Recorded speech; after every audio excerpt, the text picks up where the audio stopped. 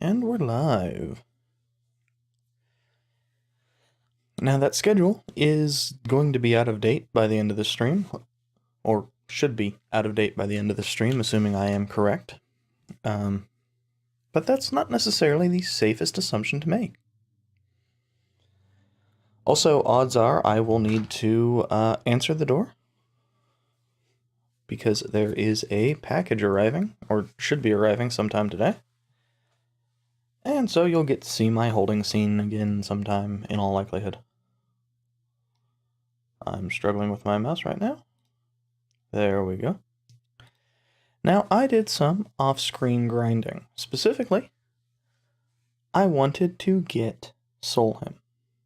Now, there are a few spots where it's viable, but one of them is at the end of the scenario I showed last time. The 2 Gustav Stronghold.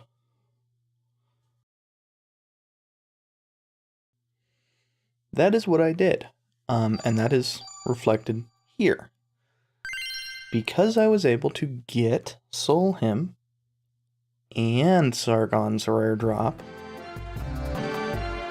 that does change a little bit of what we're going to do as far as characters go. Specifically, Will is in. Now, because of that, I knew that I wanted to do some grinding. Also, I could have sworn that you could actually hit down here, but down doesn't do anything. One of the reasons that I wanted to do grinding is, of course, Will's stats right now suck. Here's Jenny, here's Will. The only thing Will has better is SP. And since this doesn't matter, I'll actually show without equipment.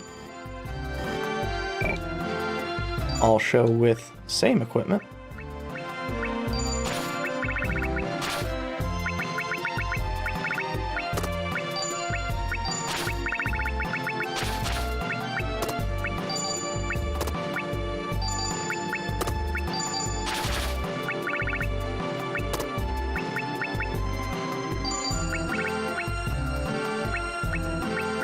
Okay, all of these are just +5, so...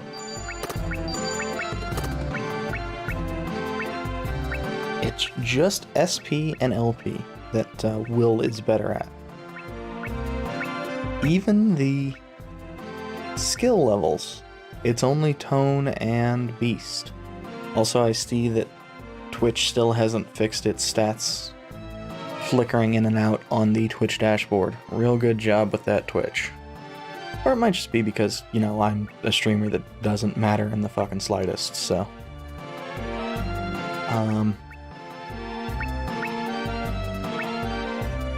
So I was focusing on leveling that up. One thing that happened that is quite different from how we were getting levels in the regular save is Prim was getting a hell of a lot of skill levels in basically everything. And this isn't the final save, just for the record. And when I say that we got the rare drop, I mean we got the damn rare drop. It's actually better than the Paladin Spear. It's just limited in use. But that's not the only bit that I... Oh, hey, the chat also got a DC. Interesting. So maybe that was my internet being crappy. I spent a fair amount of time grinding. Now, that's the old save. That's the save where I didn't get Solheim, where I didn't bother to get Solheim. I had to go back to here. Now, that's not a big deal. It's just going through the 2 Gustav Stronghold. I did make damn sure to save Battle of South Mountaintop finished. That's the save. Note that from the Lobholt save, that's 3 additional hours.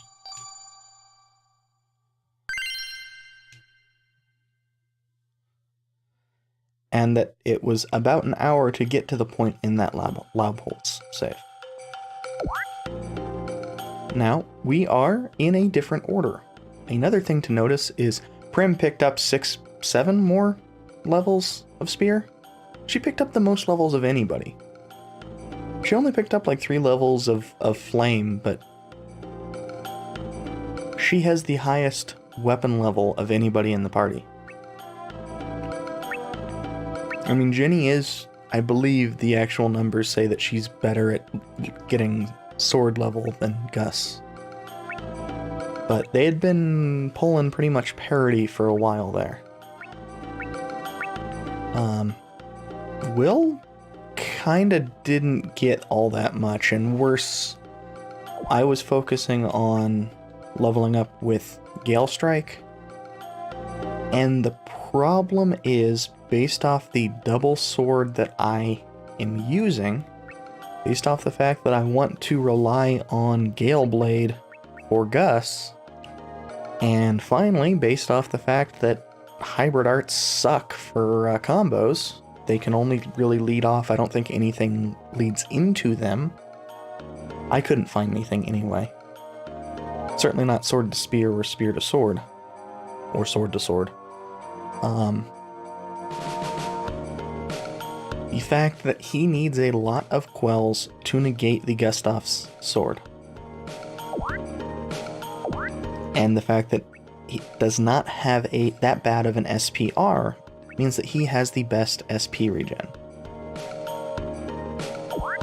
So the cost of Gale Blade is largely negligible for him. It's 2 per turn as is, assuming we don't end the fight.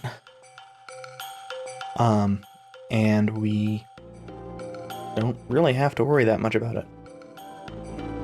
I bring this up because the relevant fights from here on out are boss fights.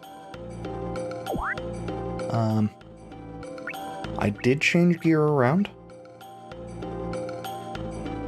Prim and Jenny are actually going to swap things out. There is going to be a better tree quell that instead of nulling Psyche messes with Dead Blow.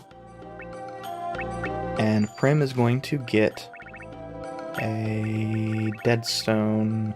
Oh, I don't have those. I need to get those when we have access to an Equip Reclaimer. So basically, when that happens, she's going to be going to the Ouroboros and the Beastlance. And we are going to... when Jenny gets the other tree quell, Prim's going to get that in place of the Amber Malleot. The Amber Malleot, as well as the Hot Stone, provide no defense, effectively. Hot Stone provides a little bit of heat defense, but it's nothing huge.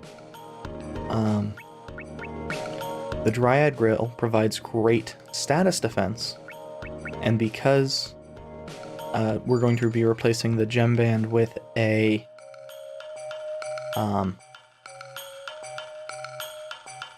Deadstone, that's going to be a major defense across the board loss, but the only real meaningful one is going to be the status defense. The rest of the group, I'm not worried about Gus. He has plenty of LP. For what we're going to do, Will likely has plenty of LP. I'll drop a save before we go into the final fight, just in case we need to put a Deadstone on him. He has the Spring Orb, we can drop it in place of that, and in that case we would be switching the Beowulf out. The Beowulf is fantastic, and that would actually make things a bit more difficult because then he would not have access to Beast right now, and we would need to figure out a way to get him access to Beast. So that is a potential annoyance. Oh, I also, because I had 20,000 credits, I repaired everything. And did a whole bunch of circulation just in, not this town, but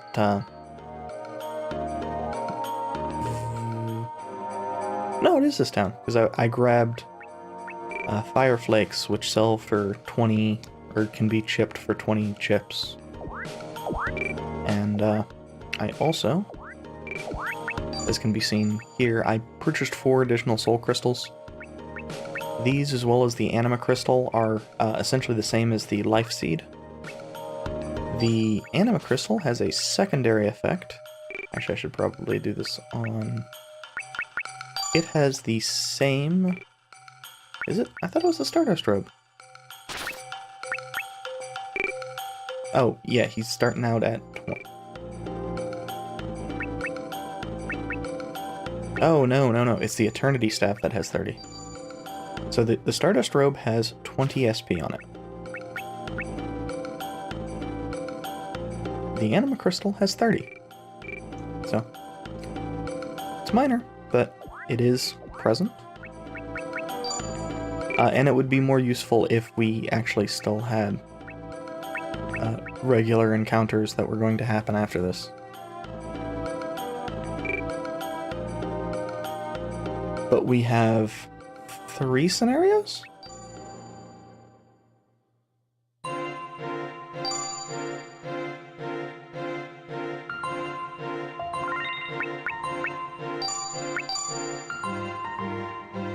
We get 3 scenarios. We have the night side of Battle of South Mountaintop. That was showing stuff in the middle of nowhere because I went through all of the interlude things there during the grinding. I forgot to mute that.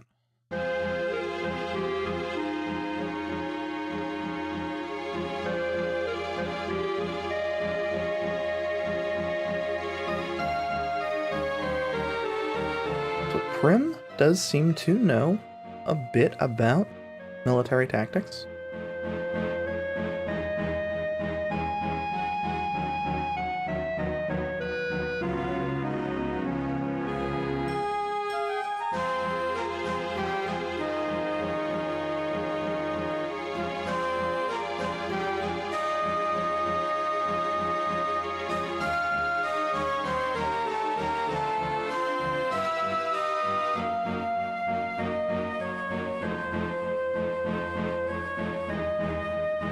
Now, this, if you're not particularly observant or never looked at the fire sword, feels like it's kind of coming out of nowhere. But, obviously we know that this is, you know, the wielder of Firebrand. And thus, Charles' son, well, Philippe III's son, and so has an actual relationship with David.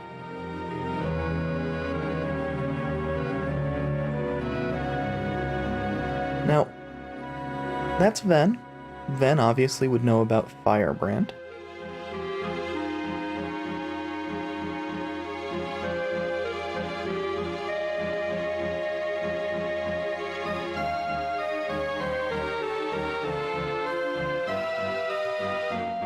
And this is actually the major improvement that Gus gets. Now, this does not put him on level with the Cinderforge sword. It is still the 53 attack sword that Gus was using, that Gus the Steel was using.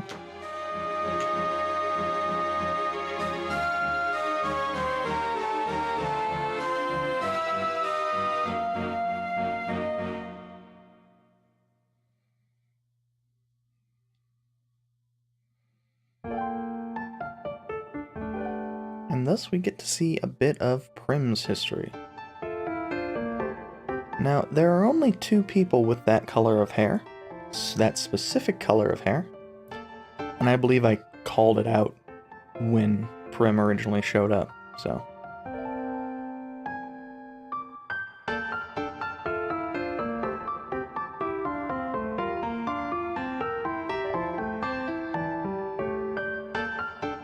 One of 829 daughters or children of Cantal, if I'm remembering correctly.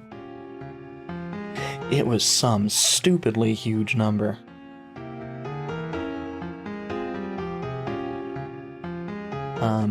So Nicolette is just her sister, but Nicolette adopted Prim. And it's tough to say whether the hair color comes from a shared mother or from Cantal. I also have no idea how to pronounce that name. I've never really kind of settled on how to say it.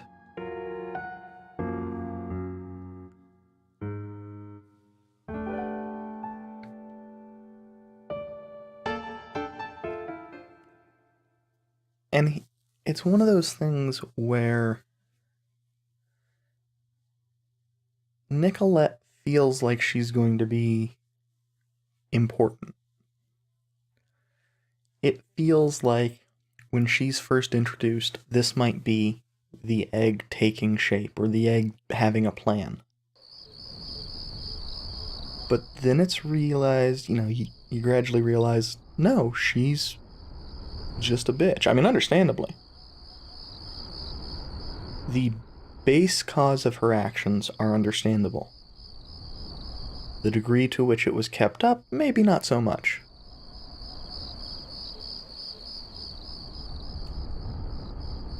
But it's possible that it was the catalyst for the egg basically taking, one of the catalysts, I should say, not the catalyst, since obviously the fake Gustav egg met with was the primary catalyst. And we actually can easily say this is incorrect, even with the, Gus's sword. He will have the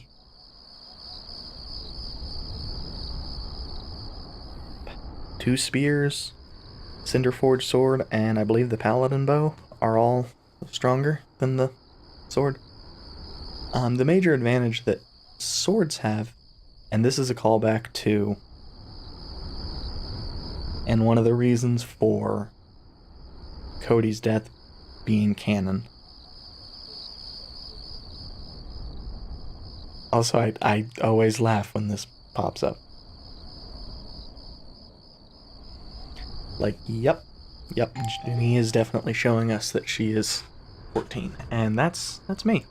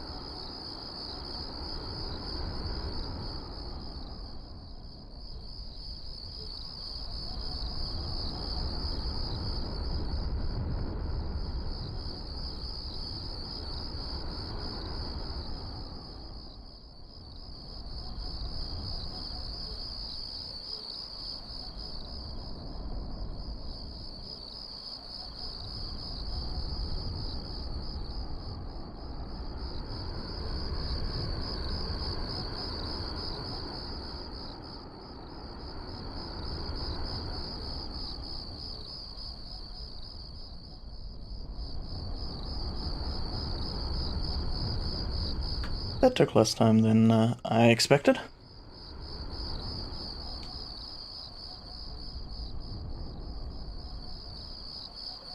And so, as expected,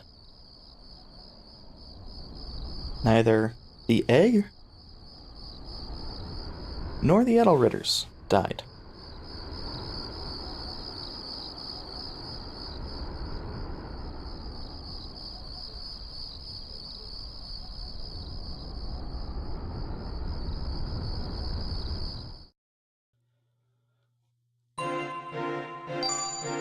that is a nice short scenario. It's entirely cutscene. It does have an impact, though. As mentioned, we now have Gus's sword. I'm not going to actually go into any combat or anything. I just want to show it off.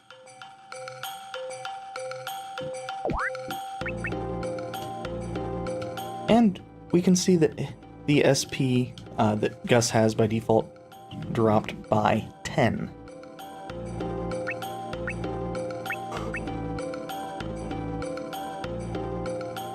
Sorry about the yawning.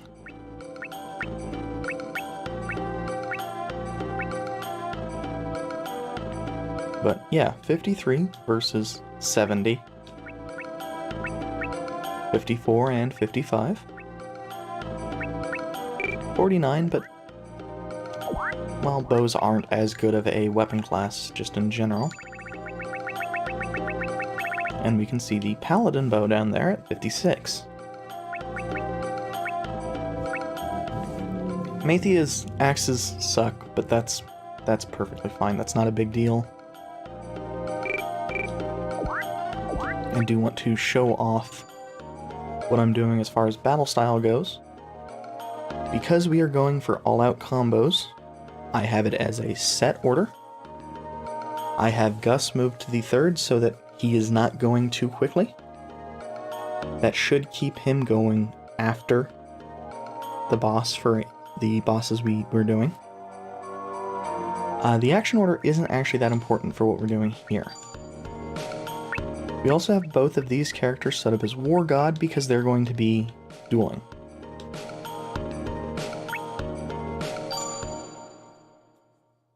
And we're just doing return directly because we do not need any more combat.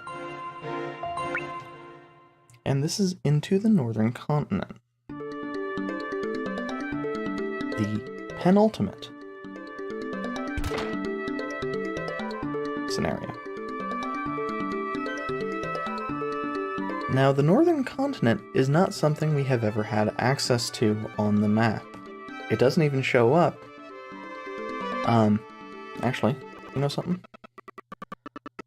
If I'm gonna say that, I shouldn't be sitting here saying it while we're doing this. I should turn our ass back to the Atlas and show. Yes, there's this. But this is blank. In sharp contrast to, you know, any part over here, this is also blank. But, you know, you go to any part of connected, and it's not until you get to the white regions that it shows up as not, you know, anything you can actually go to. But there is obviously that connected large part of Northern Continent that is presumably unexplored because it's a harsh area to get to.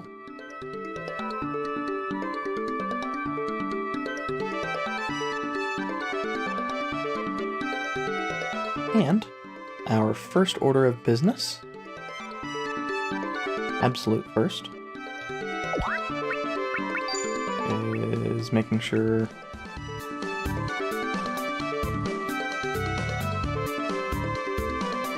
I don't think I have actually anything that does use double slash anymore.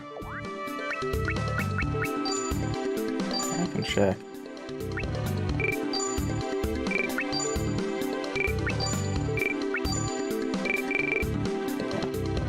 This way I can still debuff with Ginny. And there's items you can buy here, but they're not really any good. The obsidian gloves are kind of notable because they are pretty decent defensively, but they're stone.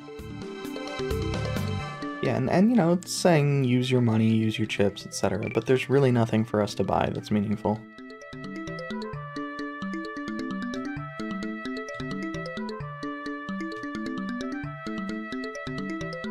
and a few people note that Ginny is fired up as opposed to the grim or serious nature of Rich and Will during the scenarios that held their final encounters with the egg.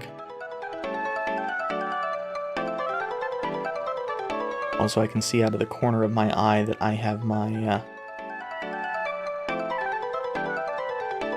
door open, so I am probably going to need to close that, if for nothing else. It is bugging the hell out of me. Now, we still need the item reclaimer. I'm just going to go through all of them. I'm not going to grab a hell of a lot of items. Most of the items aren't that relevant anyway.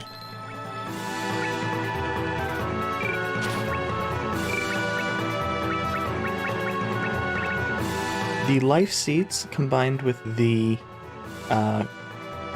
soul crystals, I think it is, we already have, as well as these arc stones, will allow us the opportunity to grind if we want.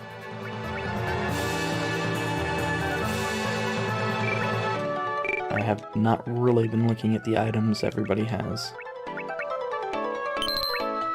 The Chris knife is, I believe, the only item other than arc stones, life seeds, and dead stones I'm grabbing. Like, the cat's eye has some uses, but it's a beast-only tool.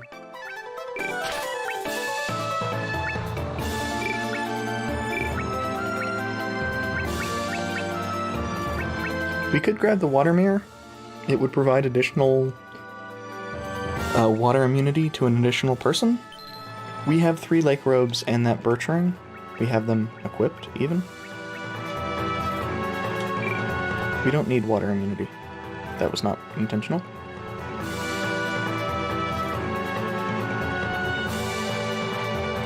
That is to say, we have all of the water immunity we need.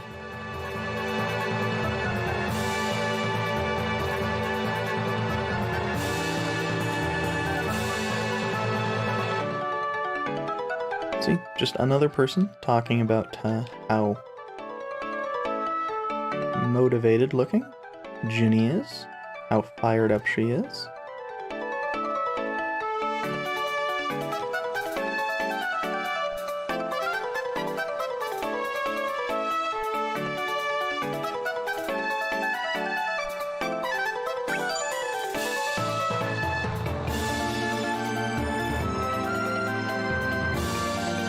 I mean, he says that, but it's still 2 diggers and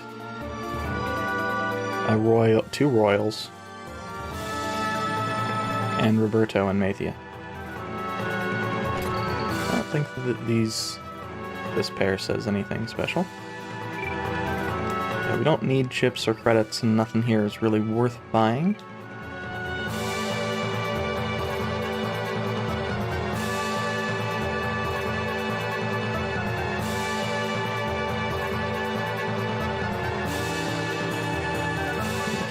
In that door. I don't believe we saw this particular image before. Also, I really like how it's layered and you can see that cloud passing by. Now, once again, there is actually an equip reclaimer in case, you need it. It's kind of odd. And a third person mentioning it. A person in every town.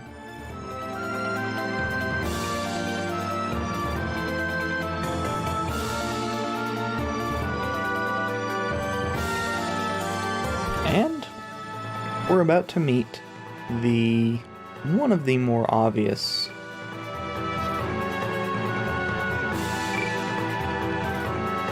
points of budget cuts, in addition to the fact that there's been no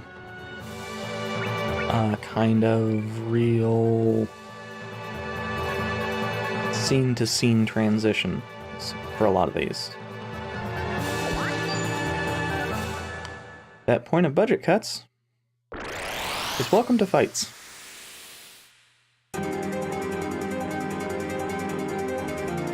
Now, this could be a lot worse. This could be you know, crappy scene transitions, or no scene transitions.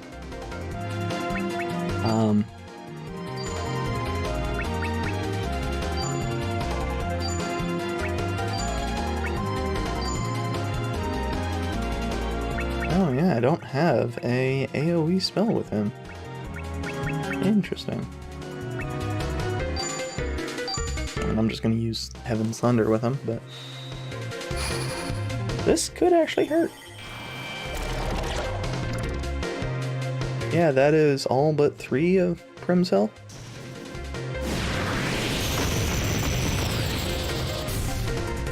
I mean, that kills everything. Oh, did not kill the evil, I think it's called.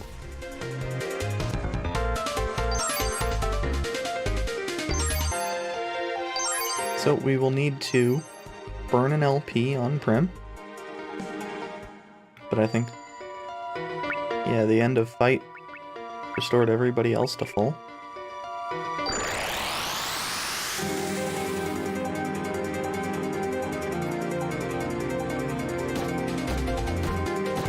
So it's, aside from the enemy combo going off, that wasn't a big deal.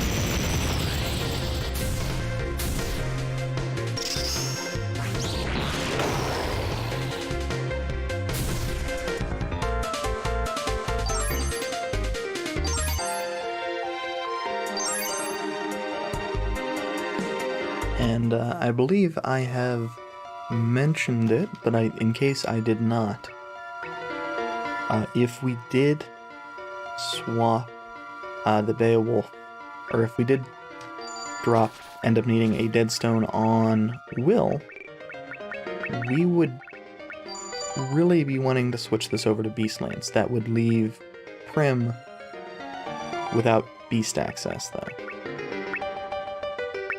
So that would potentially be bad. And I didn't actually check anybody's health, so I don't know if I need to burn an LP. I don't think I do. I think everybody just took like 50 or so damage, but...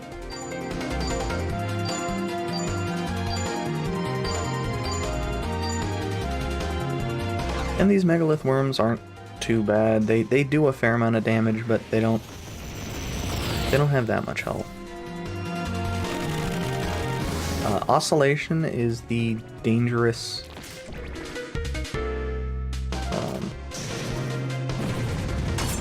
tone ability. And when I say the dangerous one, it's the dangerous one. It's the only one that can actually do any kind of real damage. If you're going to have Sonic immunity, that's the reason you want to do it. But this is, I believe, the last time we will see Oscillation. Even if we were to do the Tone Dual Boss, I don't think it has Oscillation. It has some of the other Tone abilities, but it's... And we get to meet another unique encounter.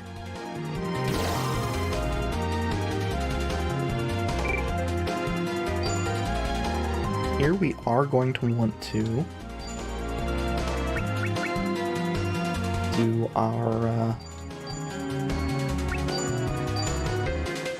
actual moves. I believe this is what it is.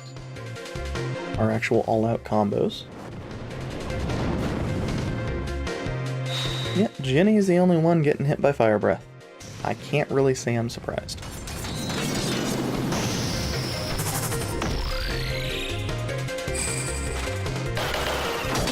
Now this should be an all-out combo, but if it was only a 3-person combo, it would not do a hugely different amount of damage. Especially while still at full SP, the spell part that Will is adding does not do a hell of a lot. And we might get to see that here. Yeah.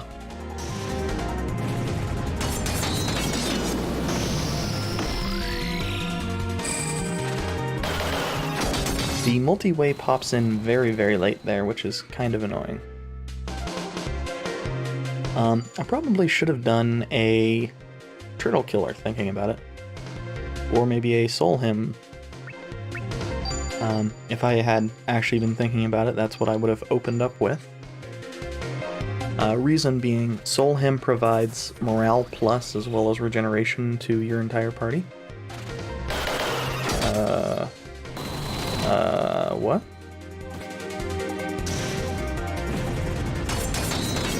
Did Will dying fuck with the order?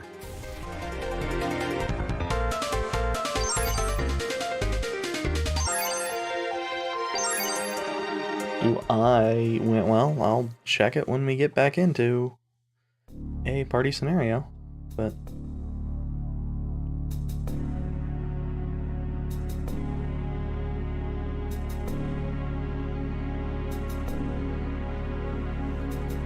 Oh, and something I didn't show off was that scenario was the aging up scenario for the third generation. You can see it when the 1306 pops up over.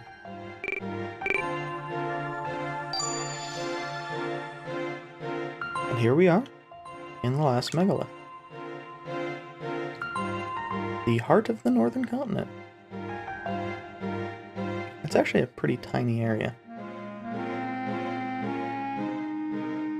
And since this is the last time we will actually have access to the Chronicle, I figured this is the time to do it.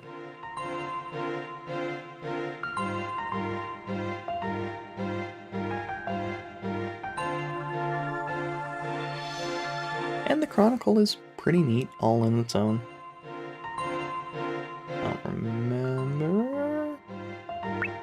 Oh, it's just the L and R button.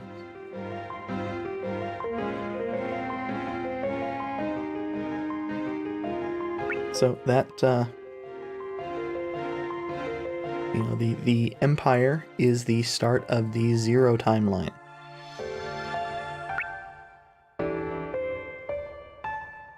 And there were quells originally, and then tools were gradually introduced. The Finny Kingdom was established. Gustav XII. Then, of course, Gustav the Steel being born in the same year as Will. Followed by Kelvin and Philippe. Shortly thereafter, the Sergei, Alexei, etc., as well as Henry Knights, discovered the egg. And we see a whole bunch of fairly short scenarios. Now, this one, 1235, is...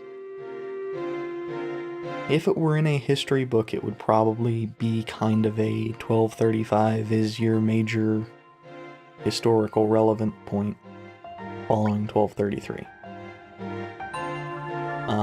Will probably wouldn't be that historically relevant, aside from the fact that he had interactions with Gus.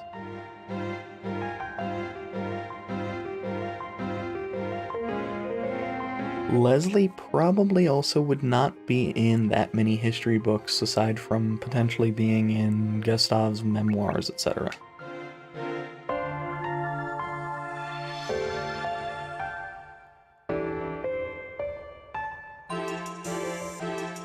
And this kind of shows why the Marquis of Otto was so honed into a single point on taking over part of the Finny Kingdom.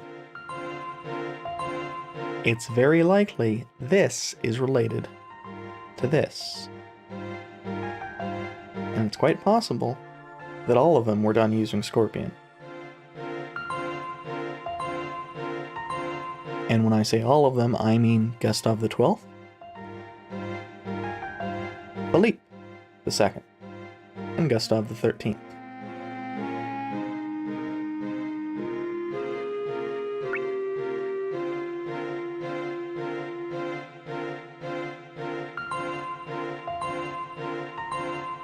Now, there did end up being a Tycoon William. It just was not the person who really wanted the title.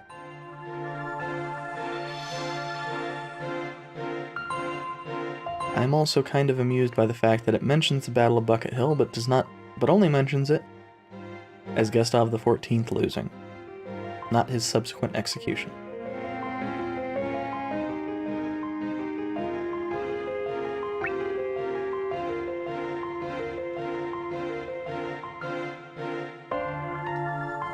And I say the Scorpions probably did the assassination of Philippe II because the soldier that ran in, it just doesn't strike me as that strikes me as kind of Scorpion tactics. Be as obvious as possible. I mean, look at what Johann did.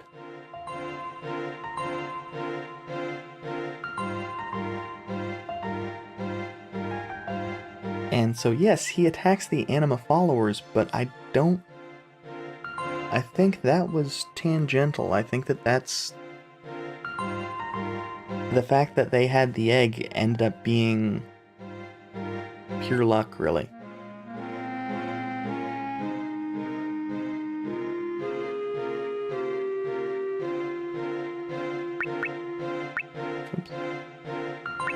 And so, in a very short time period, Nebelstern and then Gus die. Gus dying at 49 is again a reference to Nobunaga.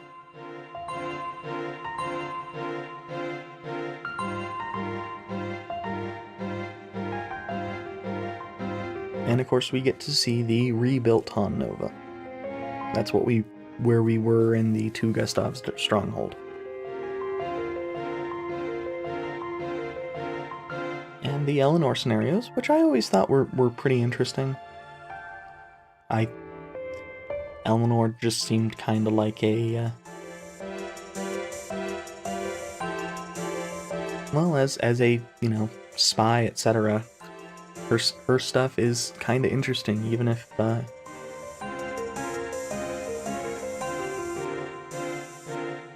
it doesn't ultimately pan out as doing much. The Mephistophelian hero. I can't say words. English is hard.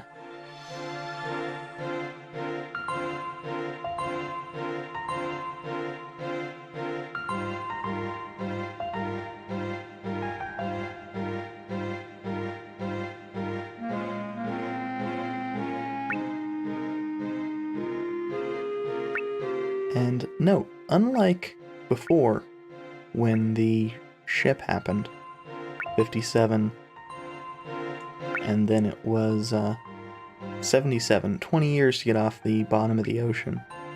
It took only 9 years for the egg to go from the bottom of that mine, the bottom of that megalith, if I'm remembering correctly, to appearing again.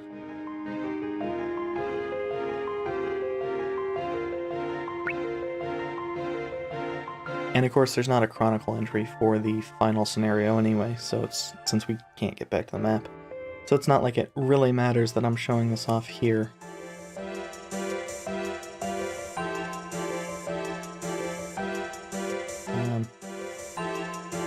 That's normally a very, very tough fight, and it's very RNG intensive. And I wanted to show this. Star Megalith. Well, every megalith that we have run into before has either been associated with an anima, even if it did not have that anima present in its, scenes, or had a name based off of the majority of enemies there? Well, the enemies in this, the last megalith, are not stars. This isn't like the insect megalith. This is an unstated anima. And we actually have 2 items that are of that anima. Everything that is the question marks anima is star. Now, notable, the Chris knife is also. You can't get better at star anima. Also, here, we're unlikely to run into any encounters.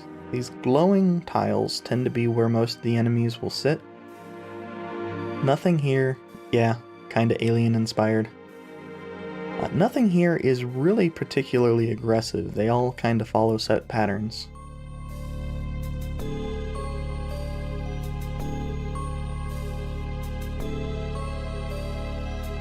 Also, I hate navigating this area because I am trash at it. This is the first of the bosses.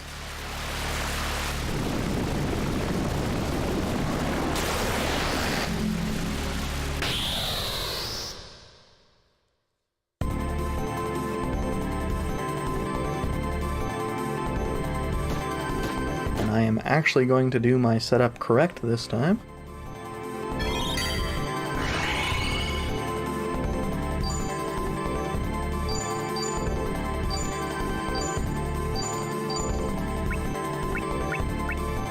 And we will actually get Turtle Killer off.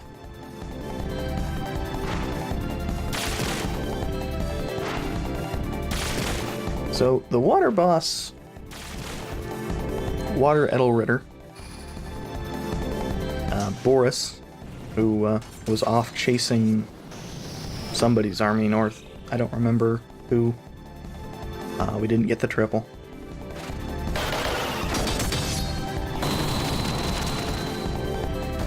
And was thus unfought by David.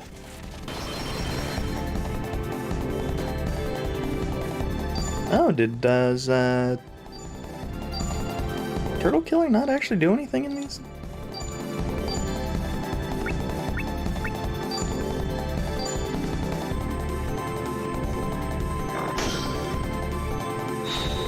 But Boris is about as unthreatening as it gets here.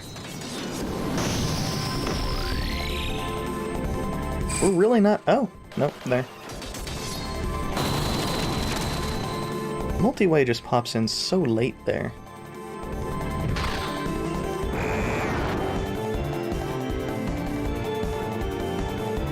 Now, the regen there is basically irrelevant.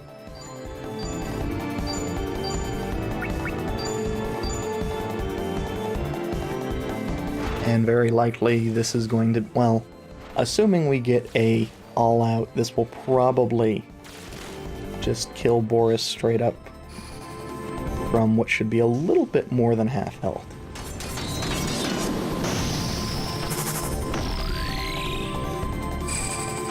The Edelritters are tough if you're not prepared, but I'm probably a bit over-prepared. Oh no, that's not quite a little bit more than half of his health. I was expecting that to be closer to 18,000.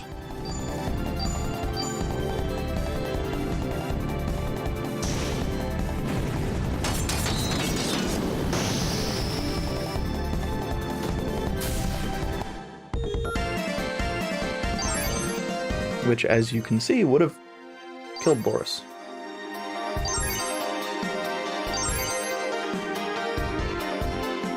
And Deep Blue, which actually is going to get used entirely. Well, it is usable. I'm not going to say it is going to get used. I think I am going to actually skip it because the spot to put it on would be Gus, and 8 SP regen versus 9 SP regen isn't going to be a huge difference. I believe those are stone. No, I think that's the other way we could have gone. Oh, god damn it.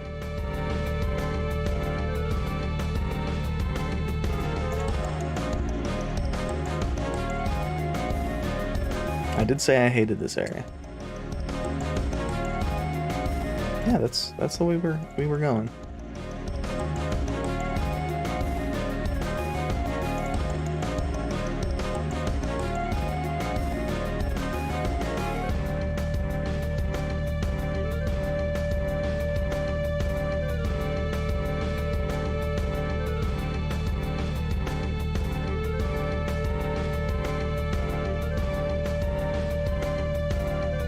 And this is kind of a maze-like area. I'm pretty sure, established that I am not very good with mazes. Okay, so that's new. That is a tone enemy, I'm pretty sure.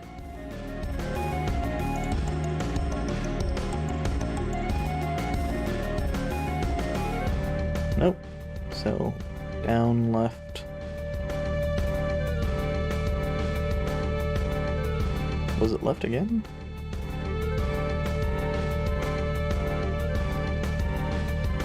Let's try down.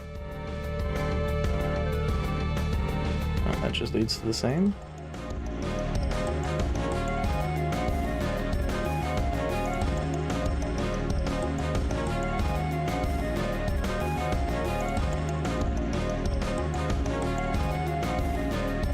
Ah, that brought us back to where we were after the boss fight.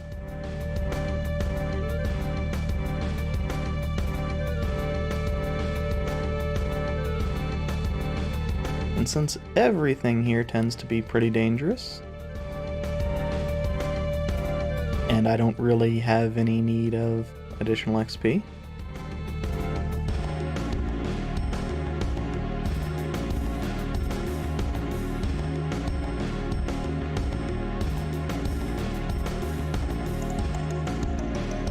I'm going to skip them. There are a lot of splitting paths here, and I hate all of them.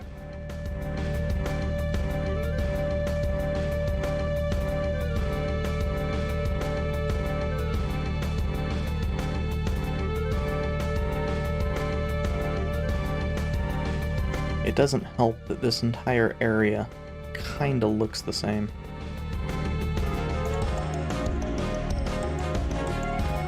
At least the music is good, though.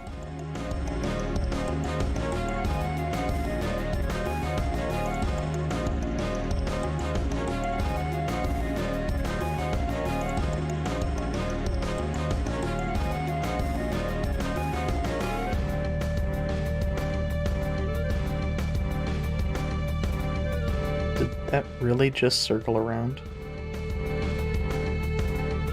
Well, there's a quick way to check. Yep.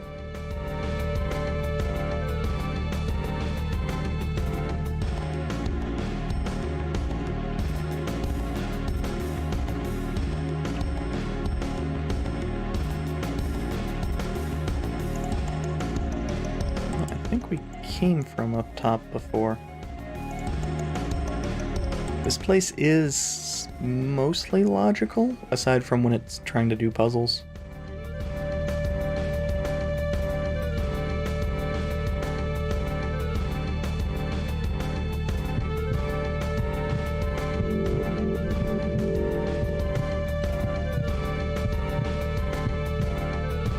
Now, I don't remember which. I think this is Tone. Is this fight? Oh no, that's Beast. Sorry. I should have recognized it by the heartbeat. Beast is one of the toughest ones.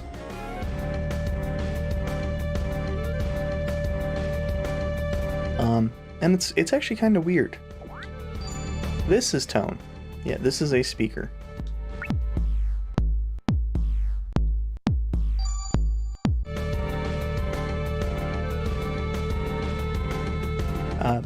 Beast and Tone are kinda dangerous as far as dual fights go.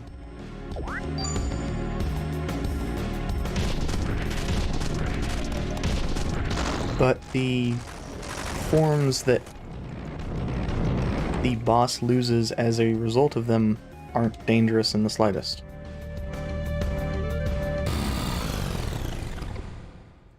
Now this is a stone one. The only dangerous attack it has is entirely negated by the whole fact that I have Blackstone armor equipped, which prevents Petrify. I believe Blackstone is a static drop. I may be wrong. We don't actually have Crystal Prism, but yeah, it's worth a shot. If we can't get damage going on this, we will instead get a timeout after 15 turns. You will get a timeout if you have not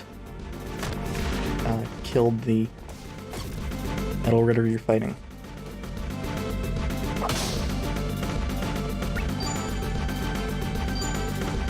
Now, since there's 15 turns and Roberto has more than 15 HP, or 23 LP,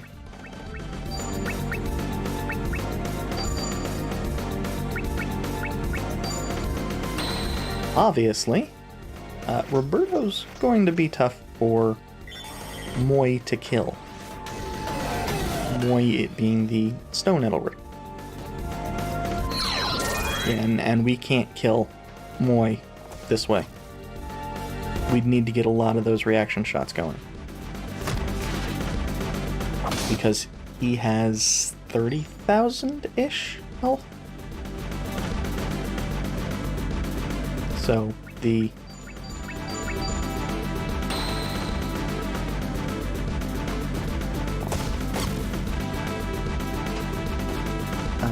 what I was trying to do with the big bow art is about as our best shot.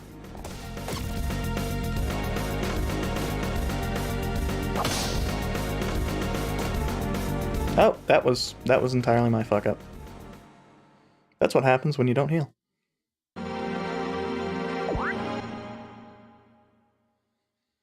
We do want to actually remove that form.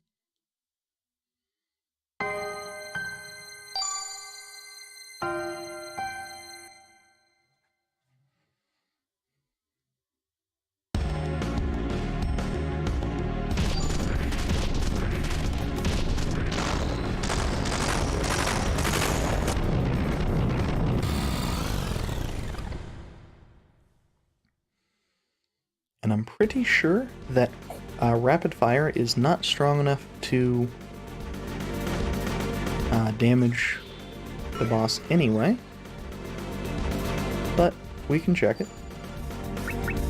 Regardless, it'll be faster.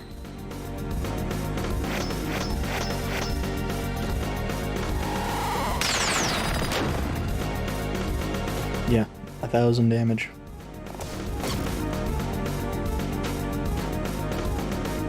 We would need to get 2 reaction fires a turn.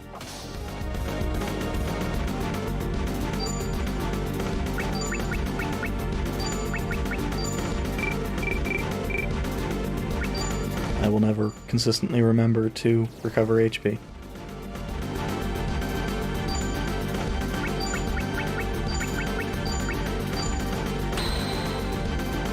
So, since there's not really much reason not to have a defend in there, just for safety's sake.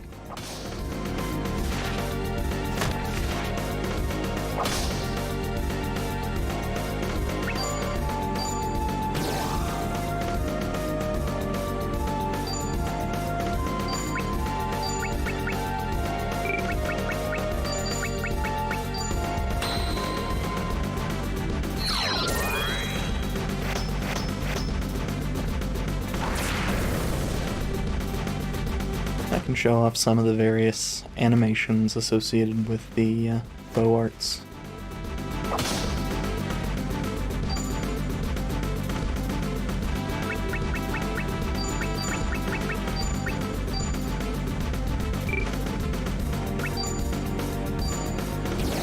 We didn't take much damage, but I'd better safe than sorry.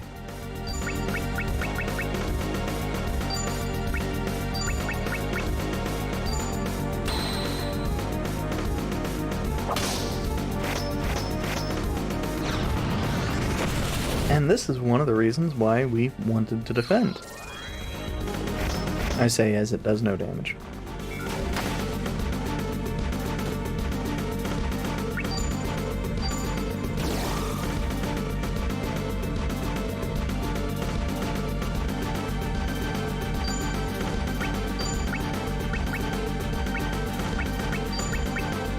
And we don't need to worry about the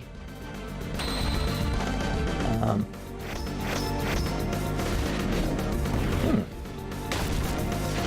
don't remember ever seeing that.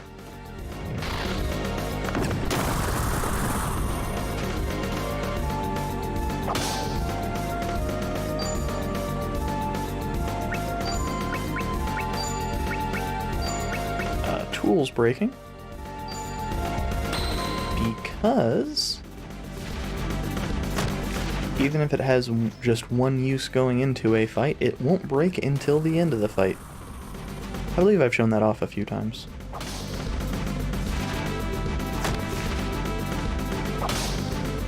And of course, by using Firebird here,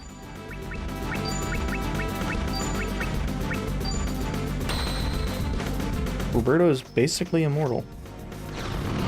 Especially when Moy is using Big Spin.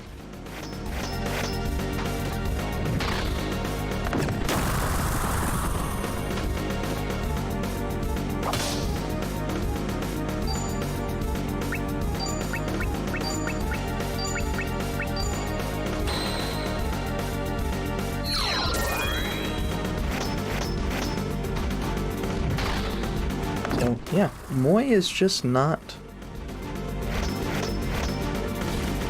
particularly powerful, and this is the dangerous attack.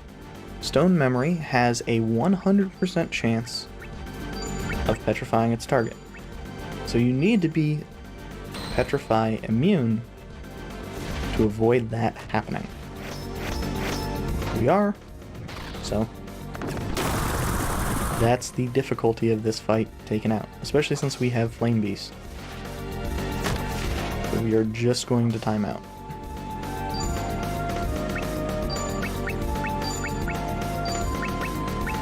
Not Flame Beast, Firebird.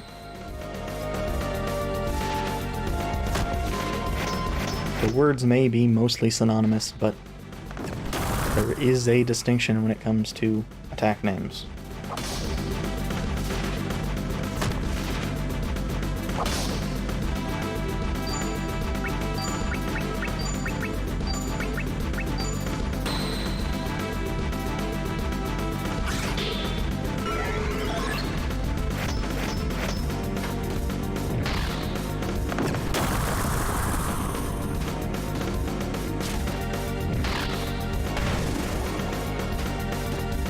And of course, one of the reasons that Roberto did not make the party was the fact that I had so much trouble getting the 2 top bow arts learned. The fact that really things after Rapid Fire, which are the 2 top bow arts, combo awfully, did not help him. Especially when it was looking very likely that he was either going to start or end combos, meaning he couldn't get Marksman, which is the thing that has kept him relevant when I was showing fights off before, and has kept bow users relevant for most of the game up until now. Without that, the fact that he was barely keeping track with something increasing his damage by about 1/3. Really makes him stand out as the weak link in the group. His bow growth not really working that well, either in the streamed save.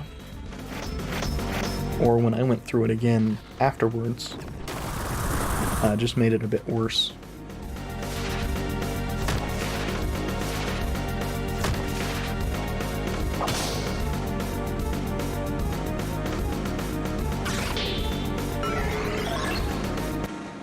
And that's a win. The Eternal Rock is, well, I'm pretty sure I have a stone quell sitting in my inventory right now. Yeah, the Pocket Dragon.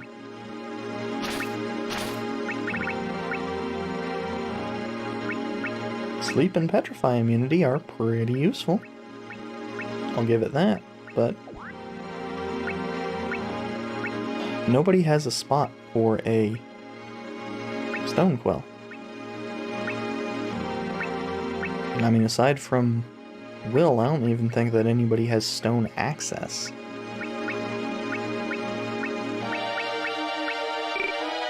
Yeah.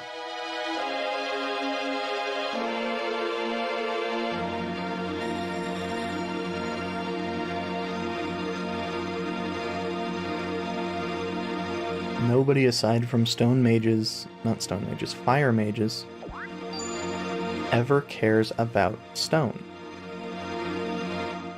I was trying to bring my notes up.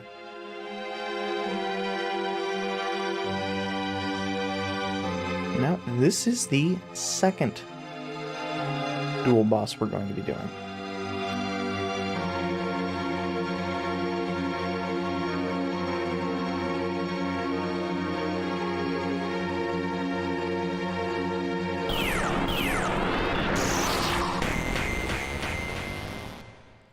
It has the potential to go very, very poorly.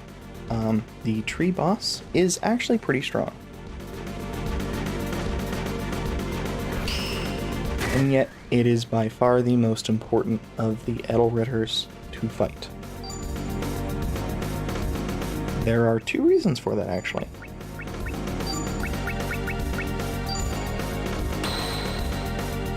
The tree Edelritter, if you get lucky, can be a relatively easy fight.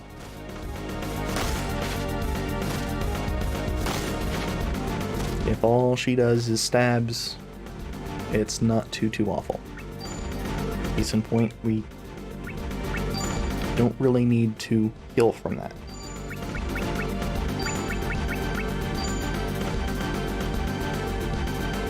Is that our stronger axe? Yep.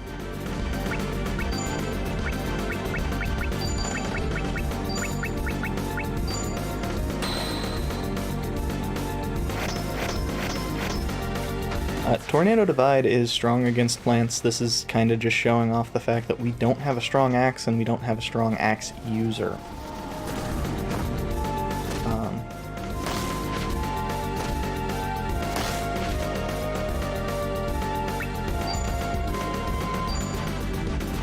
I am, of course, trying to hold off from healing every turn, partially because I don't remember how much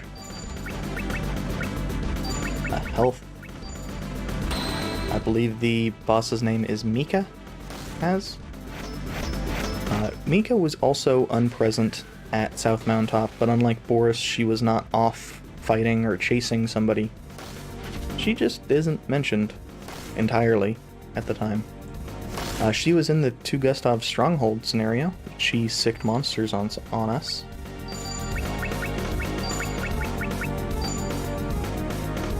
But... oh. Well, that's unfortunate. That makes it a bit less likely for us to get the kill. Again, I do not remember how much health Mika has.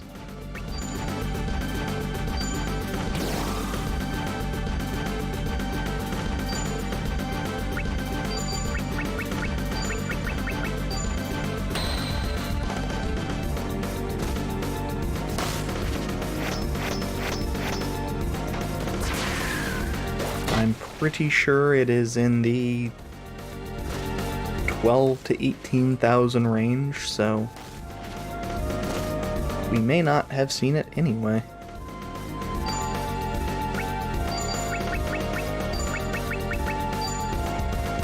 But what I am doing here is Tornado Divide. I would like to make a note of the fact that, one, it is the strongest axe ability, and two, oh,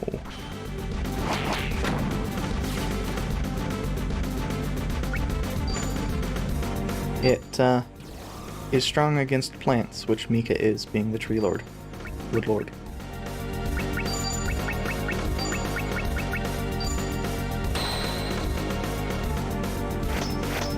And this is one of the stronger axes you could potentially have access to.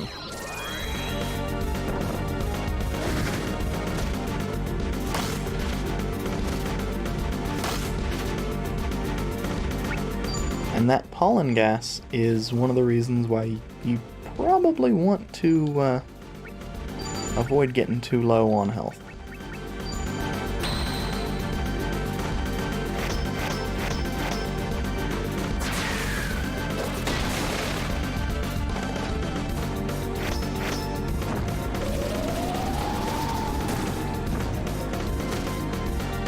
Now, I appear to have made a correct decision and given Mathia something that makes her immune to poison, or I have gotten very lucky. The Blackstone armor does have pretty good status defense.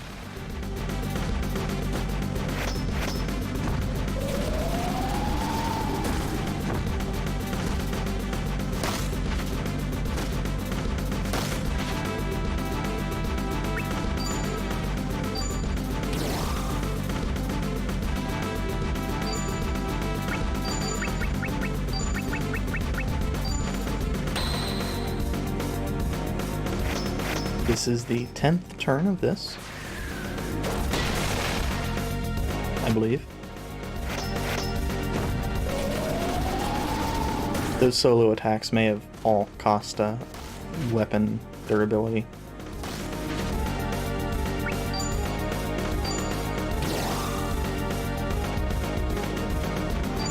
Regardless, I don't think that Mika has anything that takes LP, or that causes LP damage.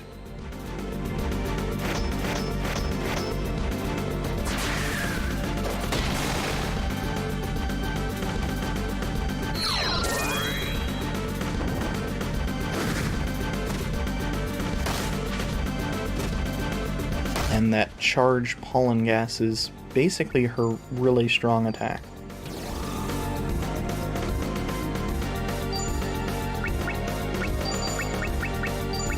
I don't think that she's... Well, I guess I should say I've never seen it in back-to-back turns, but...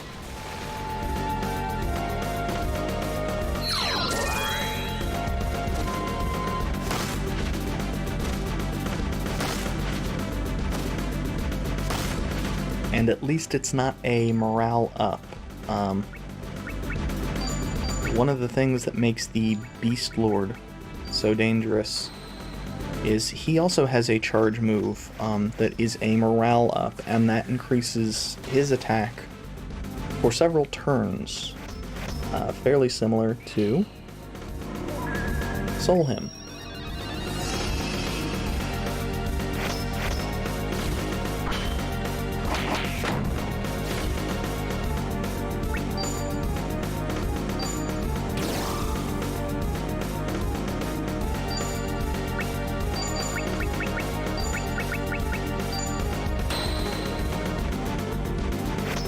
Now, I'm pretty sure we are not going to get a kill again.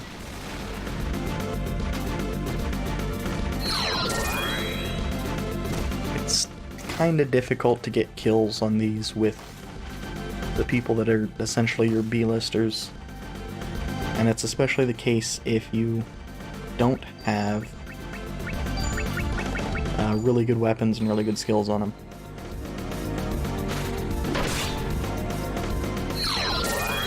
And sometimes your skills just won't go off anyway. So.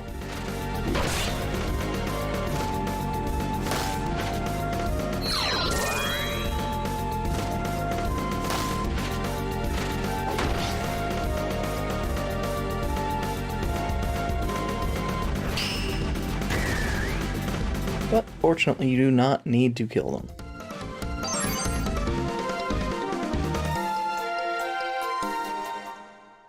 This is one of the more important drops from this, and it will be going on Ginny immediately.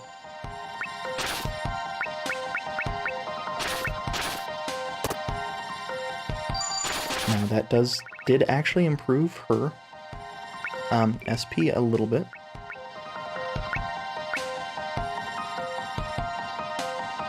And yeah, we're not going to be using the Ouroboros enough to make that meaningful. So we will give her the slight damage increase of the Ouroboros now for this next party boss.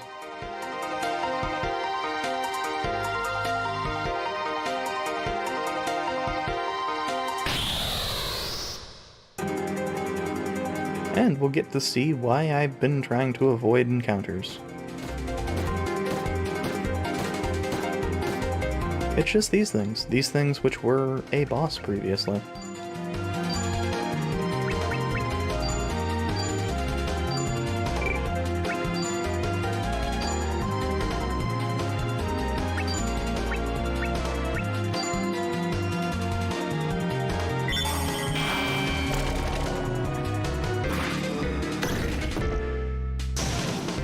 Now, morale down is actually annoying because that damage decrease can be relevant at times. It won't be here.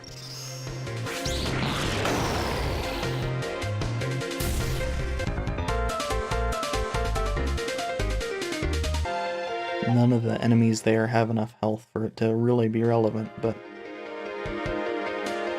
Oh. I guess this is set up the same way as the other one was. So, we go over here to fight Sargon.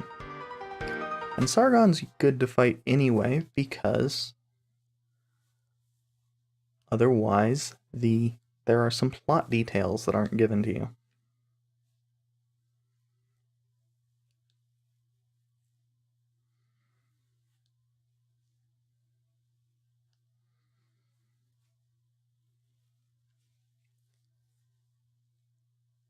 And what's a major boss that doesn't, just reveal their plan to the heroes?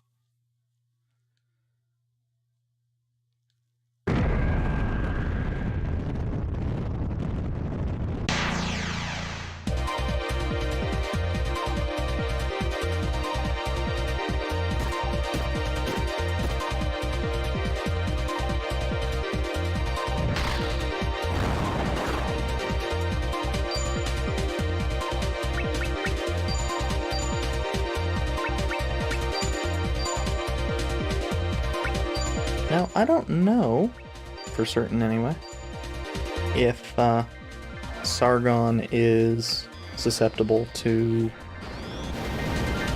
Turtle Killer. I know that Boris seemed to not be.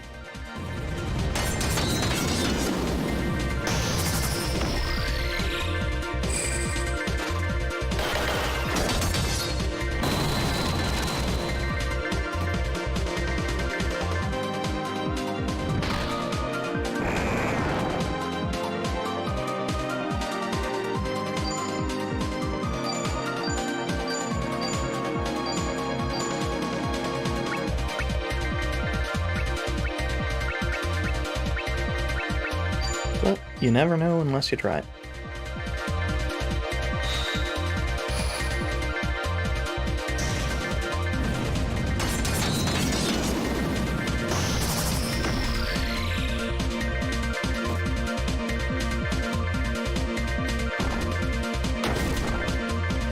Well, that's annoying that we got interrupted there.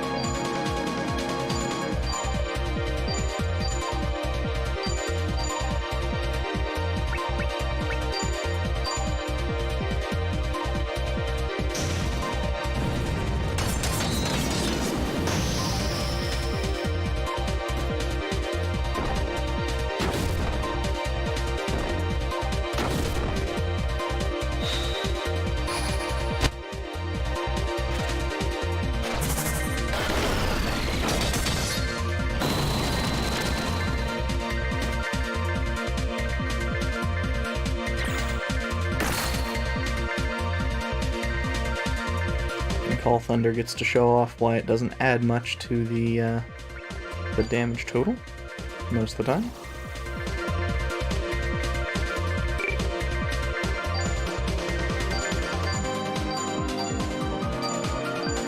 Sargon is unfortunately kinda inconsistently fast. I will.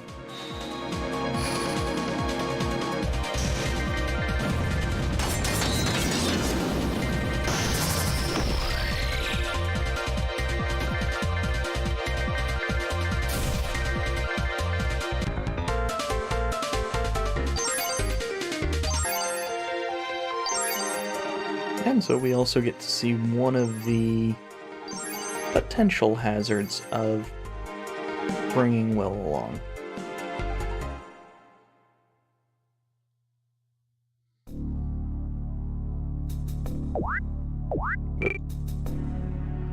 What I skipped through there was just Ginny asking why. Now that Nova Heart is actually just a drop-in replacement for the Hot Stones.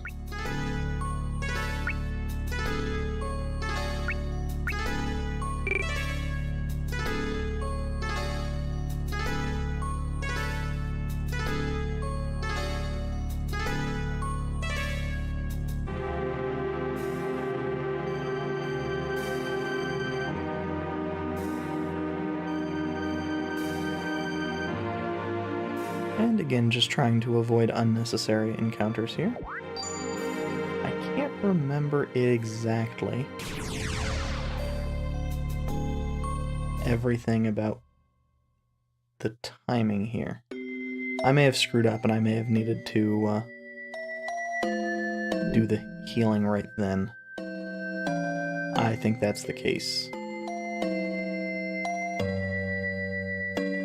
And if we hadn't done the two dual bosses, we would also have Roberto and Mathia here.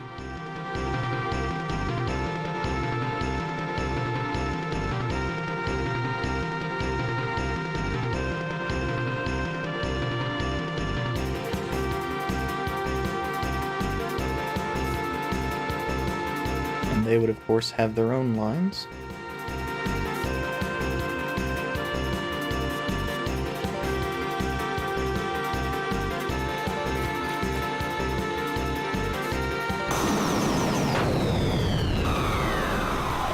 And because this is going to go directly into the battle in just a second, we're then going to go directly into a quick reset, because we're not actually set up for it.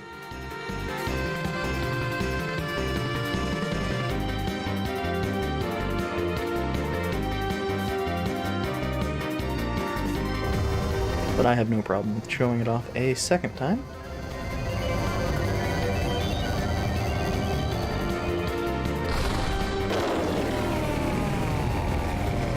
It is a pretty neat intro, and it's not something I expect we will see a whole bunch.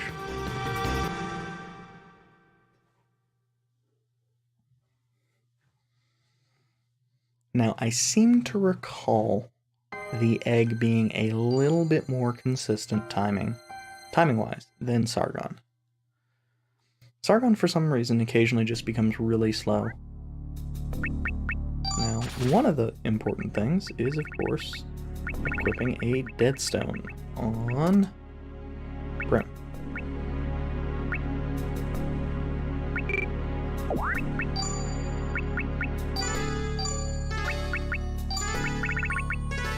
Another is using either soul crystals or life seeds on everybody. That I'm just going to use one on everybody, but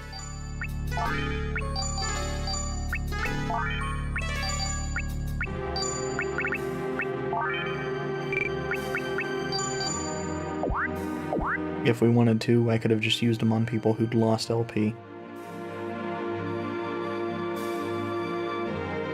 But far better to have everybody covered than potentially risk that one. And I'll drop an actual save.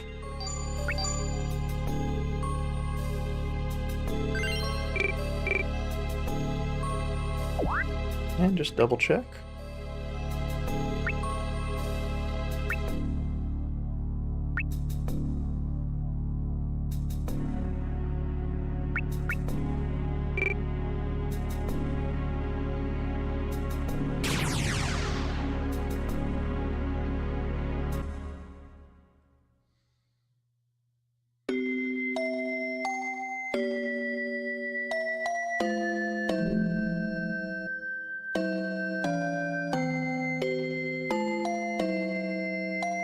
And I find this tune to be kind of reminiscent of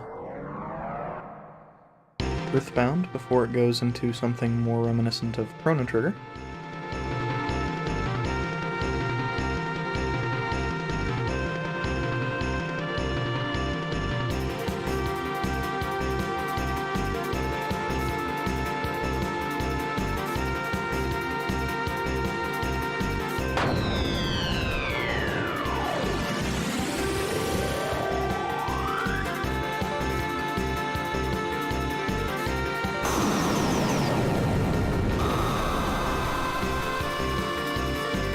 And we will want to have Soul Him up constantly.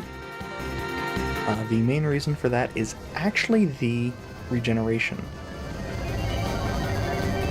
Also, I may have screwed up. I may not have recovery breath on everybody that can do it, or life water for that matter.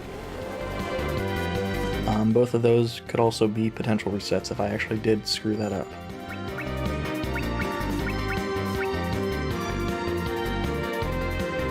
It's not an awful idea to have Reviva on everybody. I don't recall how long it lasts, or if it's just a flat out, it lasts until it's used.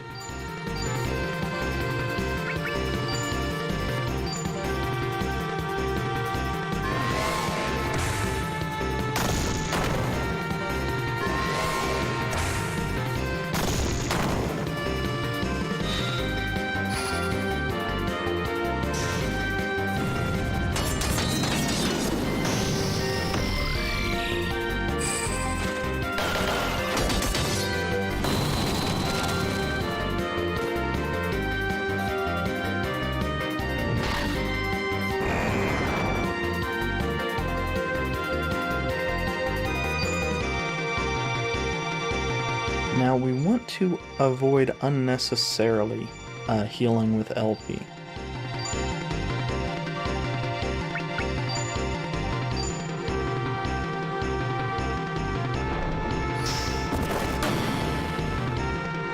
This being the reason, basically.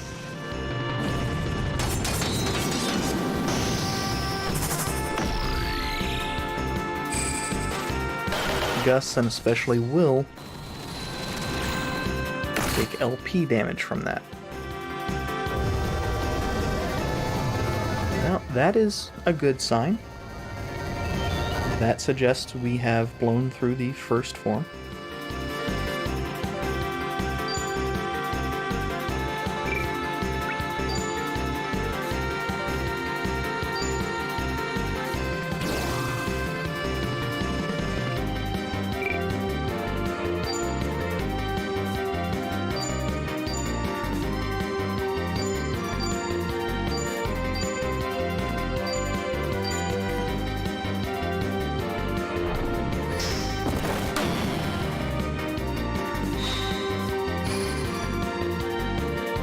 Unfortunately, one of the forms that we will be coming up against is going to be the Tone Lord form, since we didn't kill it in a duel. That one will be a hassle for a few reasons, but I don't think that that's a kill. I think that's just a form change. That does occasionally happen.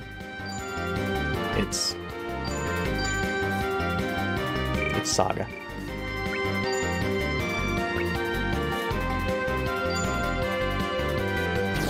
Now, because they have the Deadstone and Last Leaf, Prim and Ginny can use their LP for healing.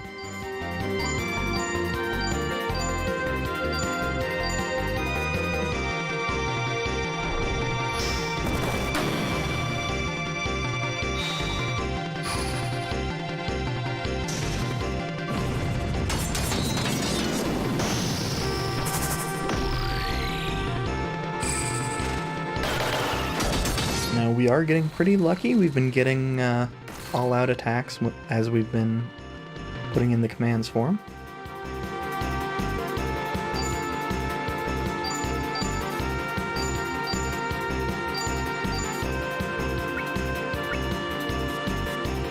I think Soul Him is about to drop in effectiveness, so... or have a significant drop in effectiveness, I guess I should say. Shooting Star, I always forget, can also do LP damage.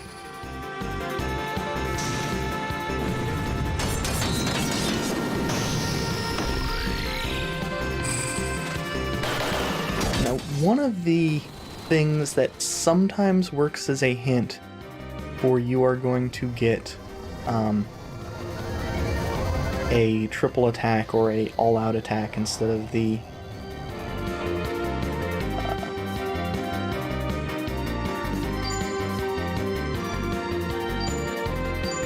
double is sometimes it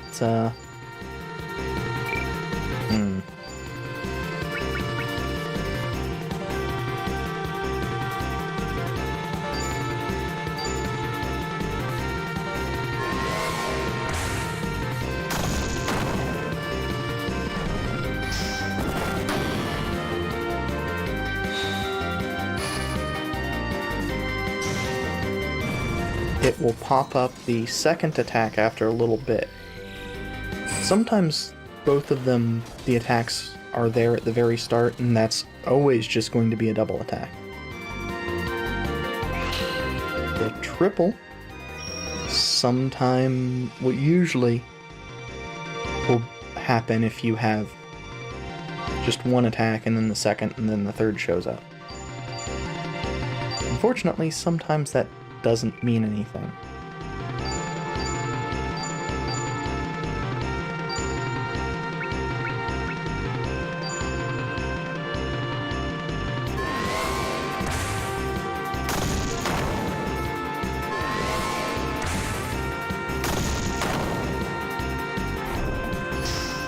I think this is the form of the Tone Lord, and of course he is using a lot of Starquake because Tone doesn't have any Tone-focused attacks.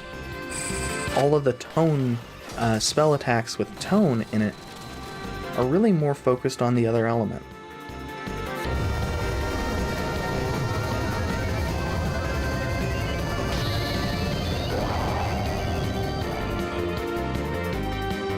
Now, unfortunately, because that meant that Will's turn did not go off,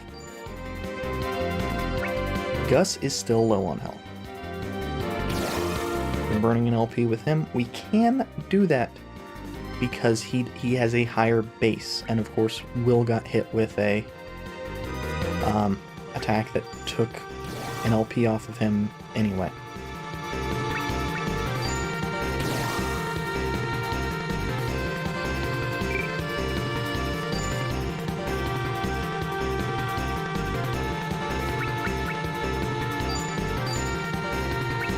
At this point, we are going to go away from doing the combo attacks for a moment. I believe this is one of the less dangerous forms.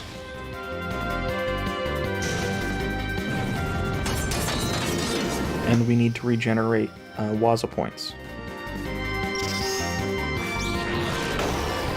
Those are the traditional name, and I don't really know what SaGa Frontier 2 named them.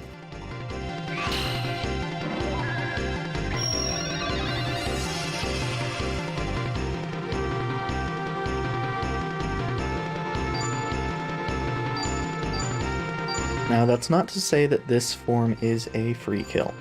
It is most assuredly not.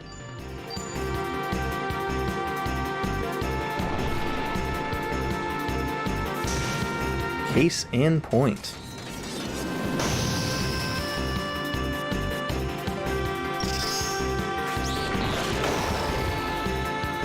Now, most of the attacks that the egg has, through its various forms, are spell attacks. The tree form is actually different. We don't have to experience that,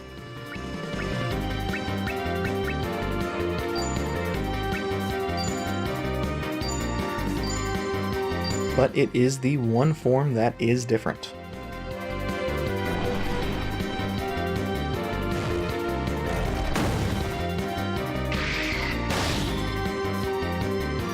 And I might be using an LP to heal on several people this turn.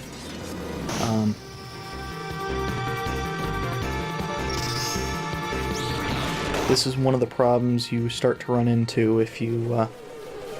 Oh, screw you, 2 game.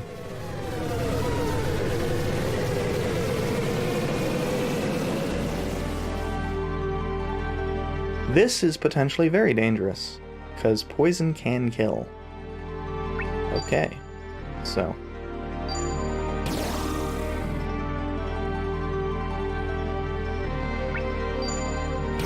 everybody that's low needs to burn an LP, even if it's will.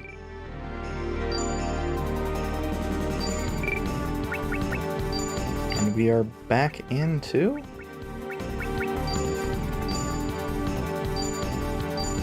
needing to go all out.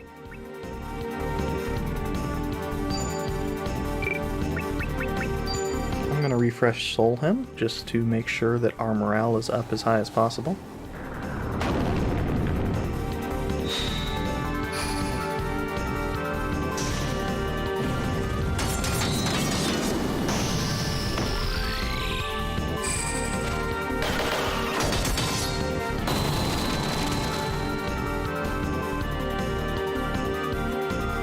Oh, and something that's not popped up.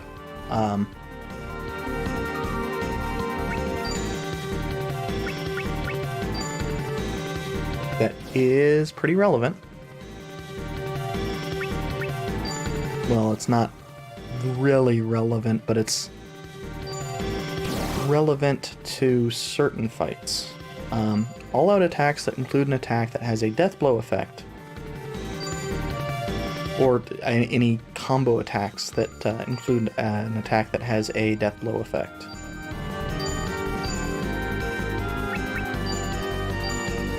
Can do multiple LP worth of damage.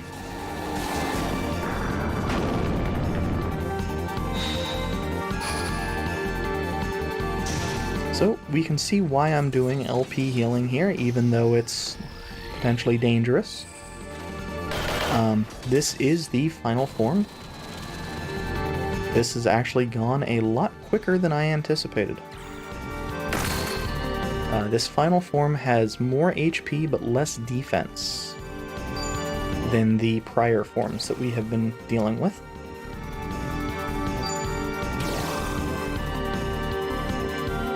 We have pretty well lucked into getting through most of the forms pretty quickly. Ginny is running low on LP, but a lot of that's coming down to the fact that we are burning a LP every turn right now.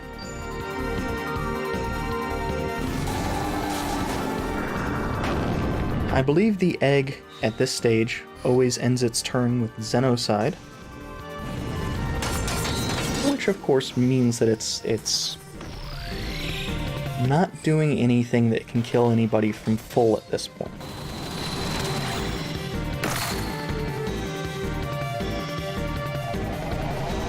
And that's it. That's game.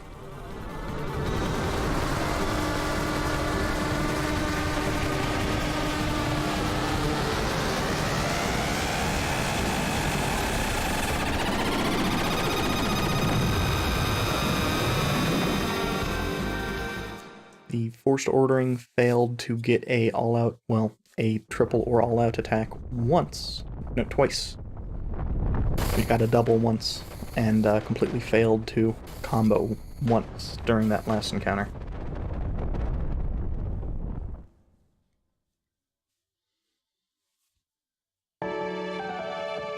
But I was also over-prepared.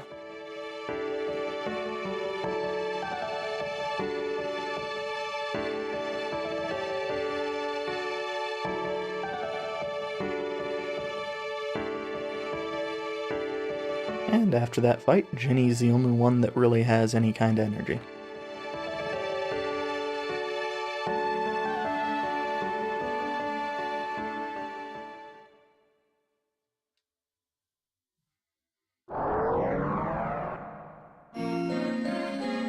And them all being lit up suggests they all recognize that's the egg.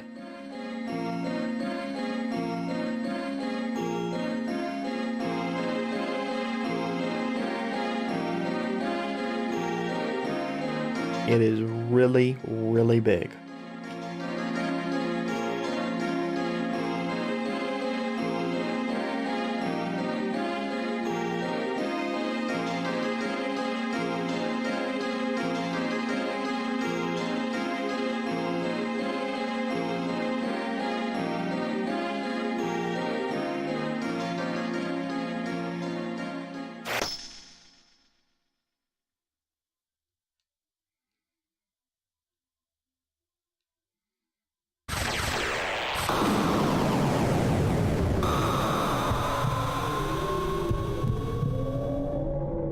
And so Gus ends up being the person to do what Will could not, ultimately.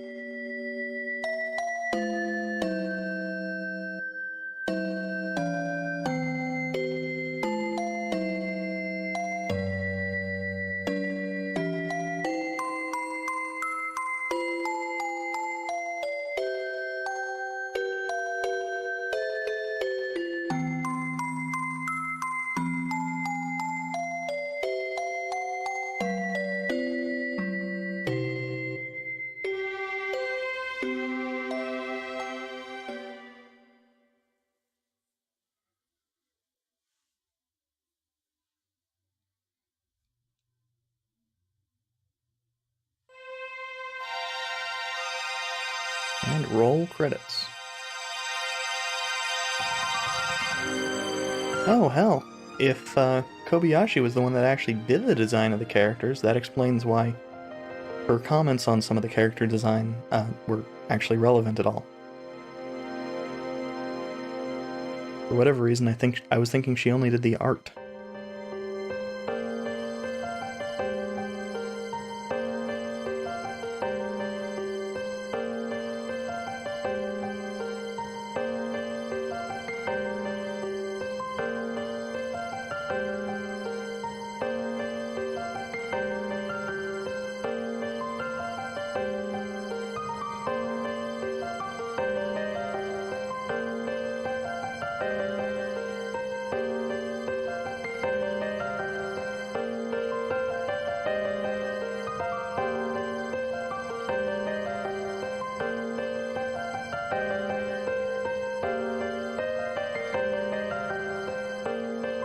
Also because it is I'm pretty sure because it's an FMV here. I can't help the blurriness.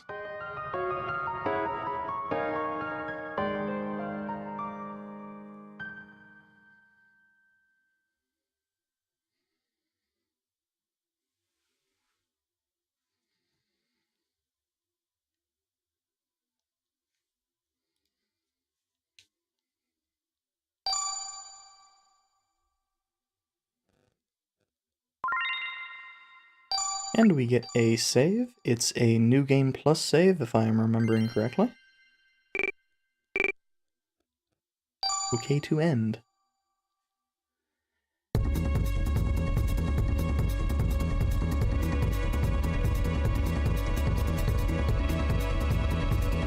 I'll let this play through.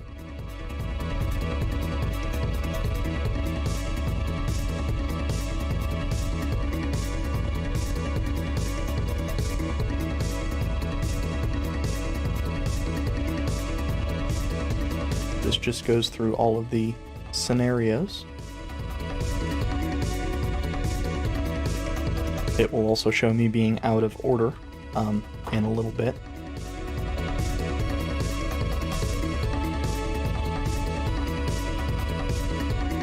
The first time I was redoing scenarios, I messed up order a bit.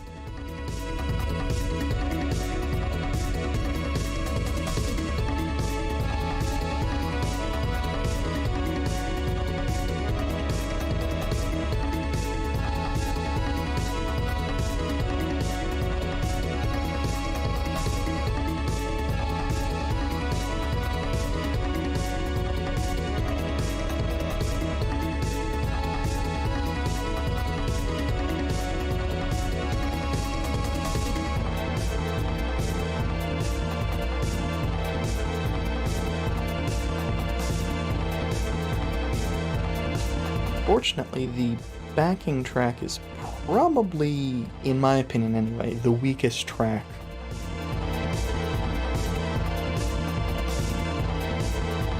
It feels like it's all just build up.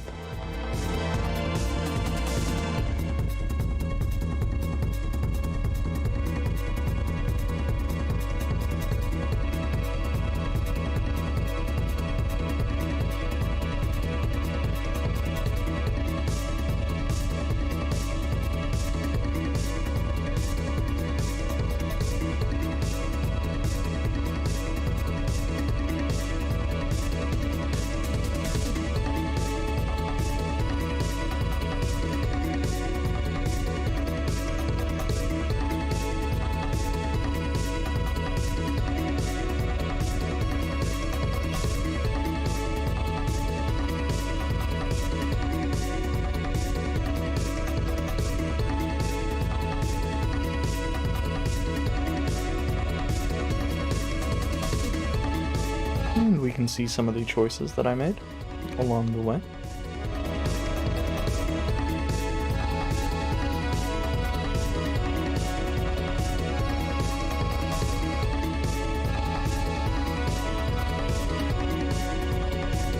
And I'd never noticed until now that Alexei's head was also egg-shaped.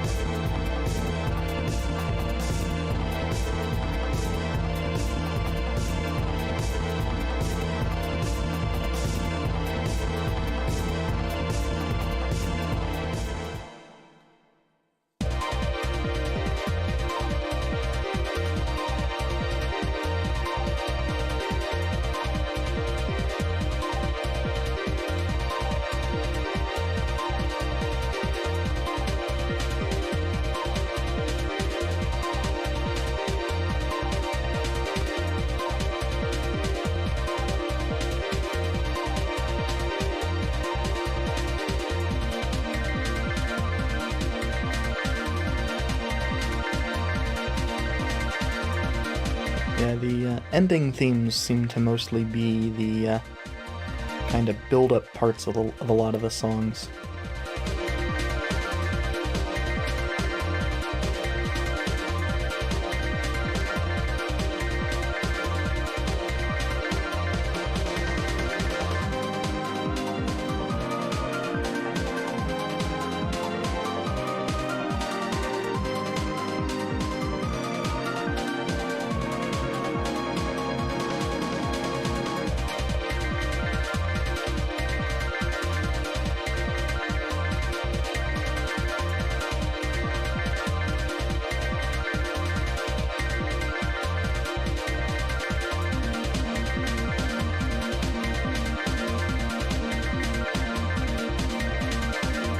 there is a post this thing that I want to show if I remember how to do it.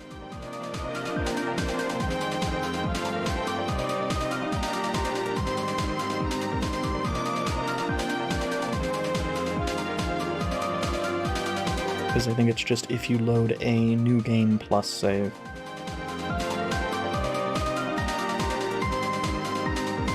Oh, and we'll get to see what circulation I ended up with, too.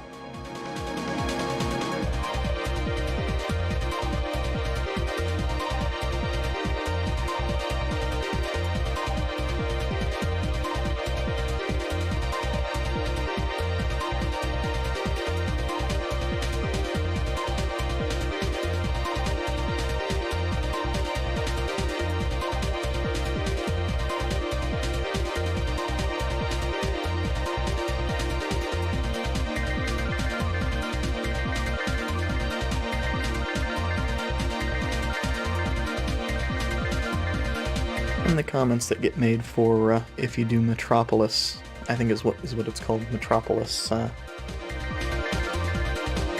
Han Nova, are still among my favorites.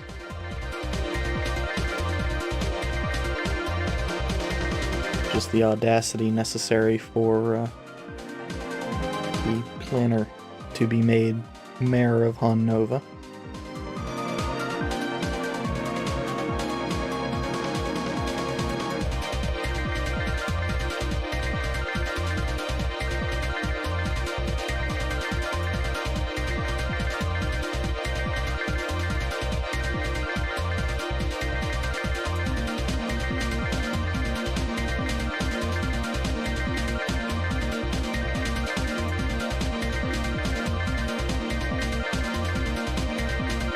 Also, the anima faith leader just dropping into the water there off screen always makes me kind of giggle. It's fairly ridiculous for what's supposed to be a fairly serious scene.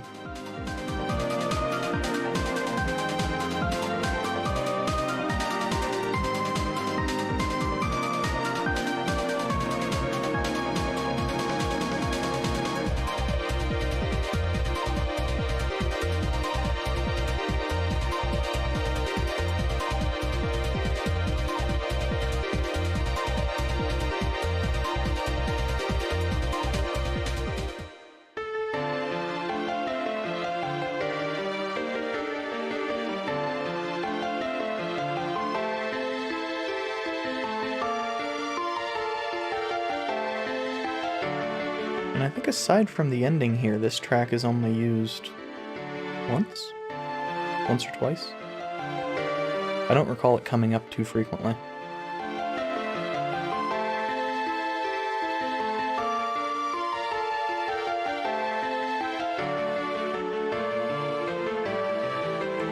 Part of that is likely the somber tone was probably going to be used mostly in scenarios that ended up getting cut.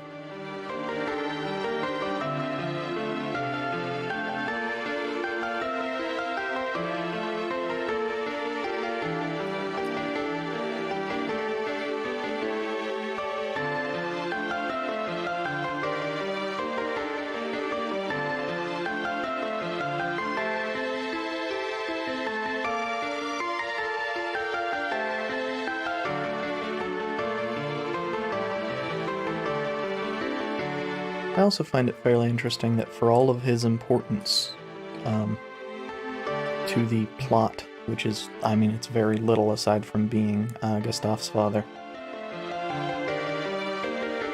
Philippe III just dies off screen without really any attention brought to it aside from when Gustav brings it up in the Battle of South Mountaintop scenario.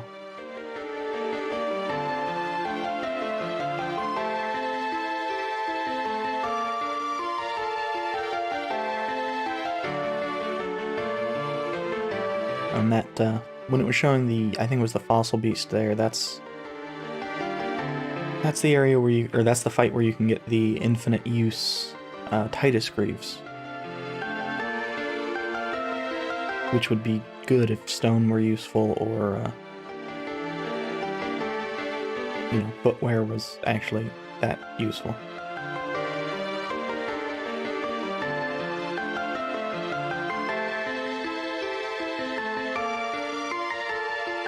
Armor, gloves, and accessories tends to just be the best slots to fill.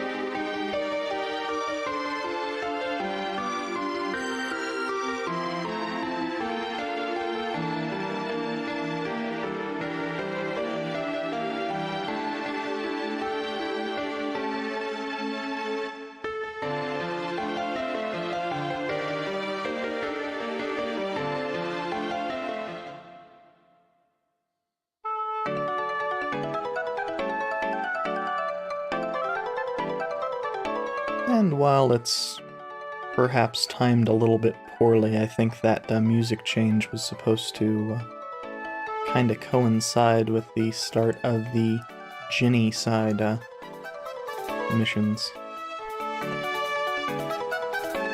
Given that it's considerably more upbeat, and her character tended to be more upbeat than basically everybody else.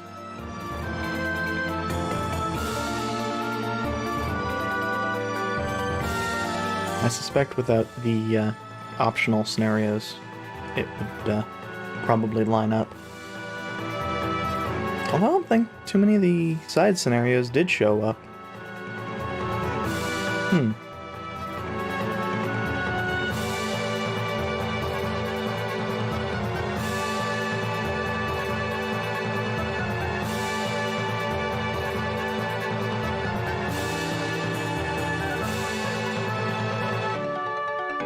No, I definitely recall seeing Bart, so I think they did show up. I just wasn't really noticing them aside from that one.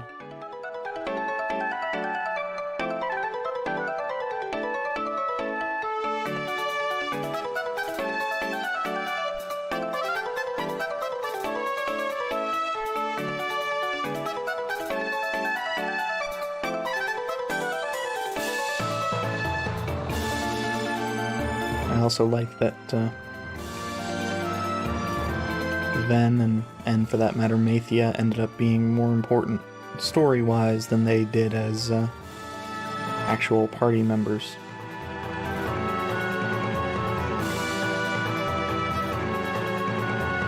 Although Ven is, at the very least, very important for that lake robe he starts with.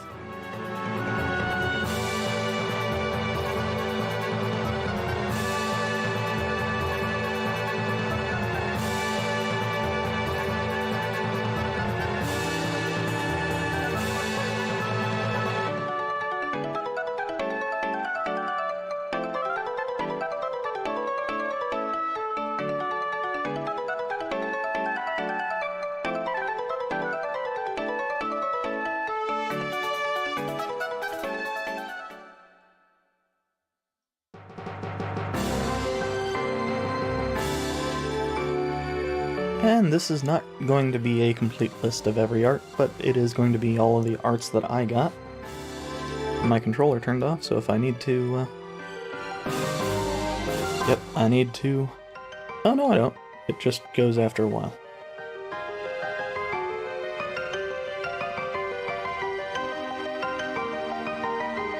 And I'm pretty sure that the reason why...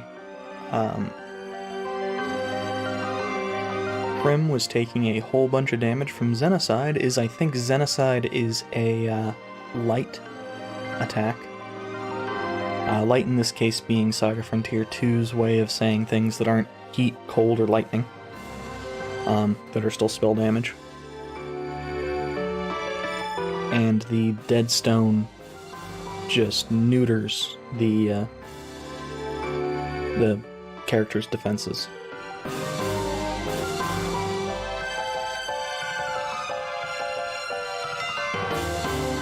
Takes away almost all of the advantage of wearing the lake robe. But of course, Prim needed death blow protection. I don't know what that AI level is. I didn't get to S rank circulation. I could have pretty easily. And we see, I think that's Will there in the bottom right. Early Will. Young Will, I guess I should say. And this was the, one hard lock I was expecting to see.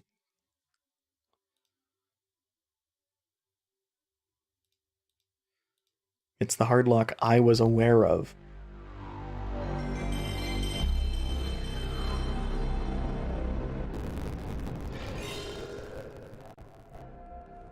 And since I want to show off the title change for New Game Plus, I will turbo through that.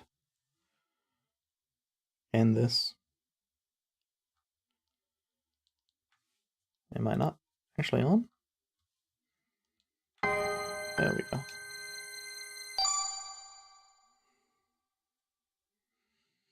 That requires a complete reset. And then when we load this, I believe we go back to the title screen. I could be wrong. Yes. And Gus's sword is in the background.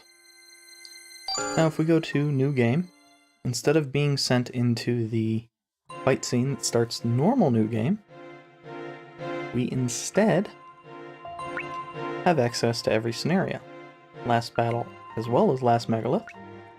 That last battle is everybody with default stats and the unlimited egg. The egg with all of the forms. I am not real sure it's beatable.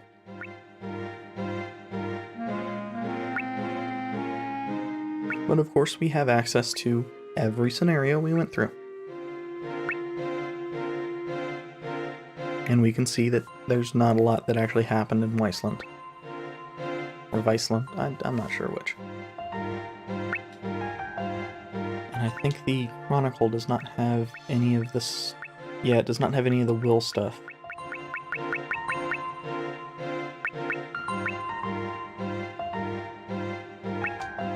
And that is going to be it for me. I'm holding off real quick because I do have an update for my schedule that I'm waiting for, that I forgot to save. And so this is going to be the schedule starting next week. But regardless, that is it for this time. I should probably also update the actual Twitch page. But thank you for watching, and I'll be back Monday. It does not feel like Friday.